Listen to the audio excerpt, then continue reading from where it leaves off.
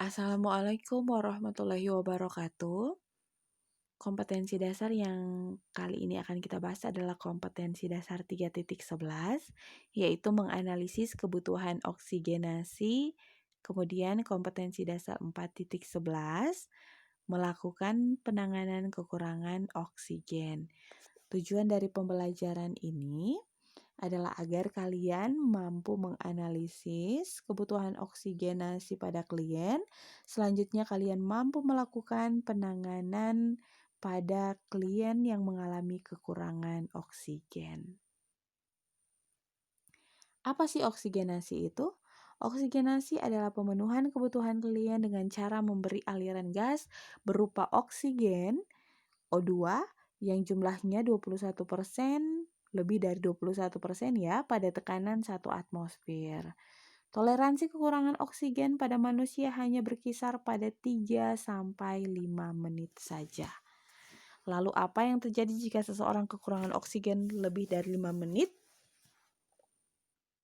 Seseorang yang mengalami kekurangan oksigen lebih dari 5 menit akan mengalami mati otak.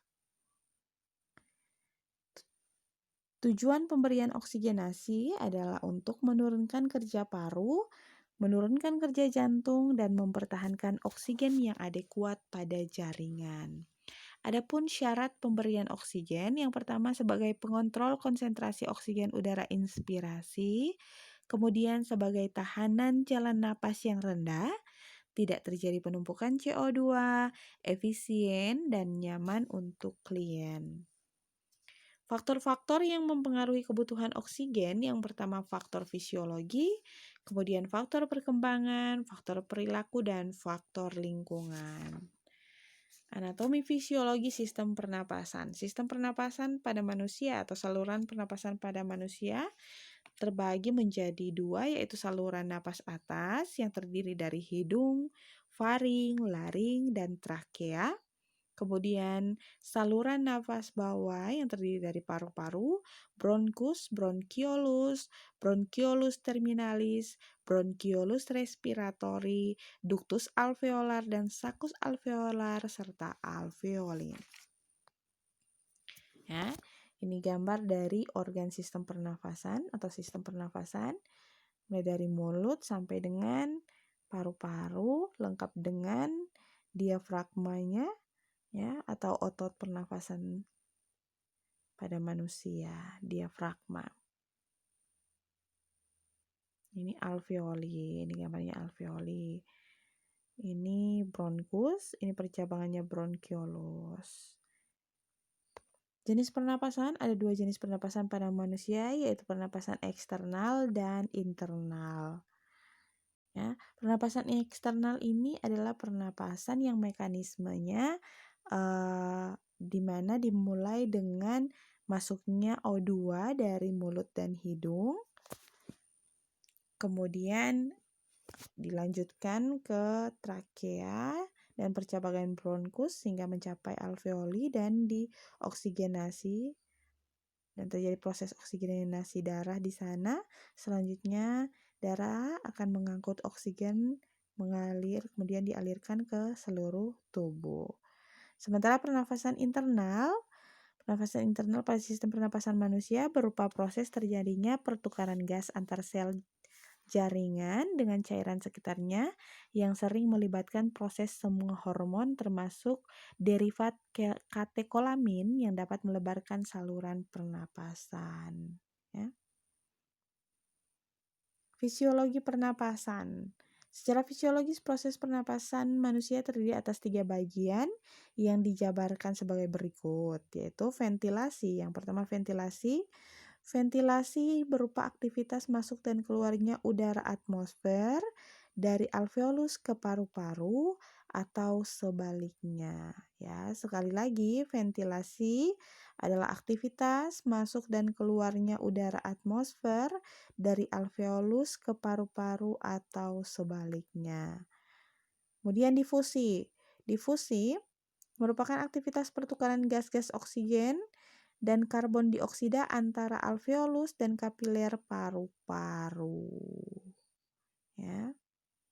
Kemudian transport. Transport merupakan proses pengangkutan oksigen lewat darah ke sel-sel jaringan tubuh dan sebaliknya karbon dioksida dari jaringan tubuh ke kapiler. Ini 3 proses fisiologi pernafasan pada manusia. Untuk lebih jelasnya kalian nanti bisa membaca pada buku pegangan kalian. Perubahan fungsi pernafasan. Ada 3 perubahan fungsi pernapasan yang sering kali terjadi, yaitu hiperventilasi, hipoventilasi, dan hipoksia. Hiperventilasi juga dikenal dengan napas yang cepat dan dalam, napas cepat, abnormal, napas berlebihan, atau pernapasan yang cepat dan dalam.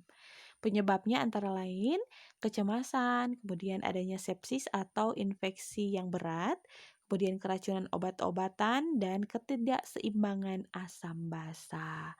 Gejala yang nampak yaitu napas pendek, nyeri dada, penurunan konsentrasi, disorientasi, dan tinnitus. Tinnitus ini muncul suara berdenging pada telinga, ya.